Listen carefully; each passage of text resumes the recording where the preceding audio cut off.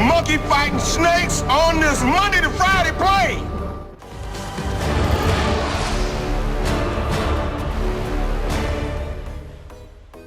Hey, how's it going YouTube? This is Devin coming back at you with another video today on Pub Stomp MTG, and in this video I'm pretty excited to talk about Aphelia Viper Whisperer. For the longest time I wanted to have a snake deck that utilizes Rottenmouth Viper, so of course I couldn't put Rottenmouth Viper in a Xyrus deck because obviously that focuses on snakes and wheels. This does take it on a different spin, so let's read what it does. So for 1 and a black, it's a legendary creature, Gorgon Assassin. It does have Death Touch. Whenever Aphelia attacks, you may pay 1 and a Golgari hybrid color combination. If you do, create a 1/1 black snake creature token with Death Touch, and she does have another activated ability by paying 4 and a black. Until end of turn, whenever 1 or more Gorgons and or snakes you control deal combat damage to a player, that player loses half their life rounded up. So let me tell you one thing, most likely people are going to be saving their removal with Aphelia on the battlefield, and if you have 5 mana, because you could just activate that ability and then have your opponents lose half their life. And what's very interesting about this ability, that last one specifically, is the fact that if you do swing at each opponent with 1 snake on the battlefield or Gorgon, and you do connect at each player will lose half their life rounded up when you activate that ability. I think this is a very neat commander. Having only a 1/3 body makes it pretty viable. It's not like a huge giant creature. It does have Death Touch, so it does have some sort of evasion along with those snake tokens you do make. But I think this is a very interesting design, and let's get it started. Let's talk about some cards you should add into an Aphelia deck.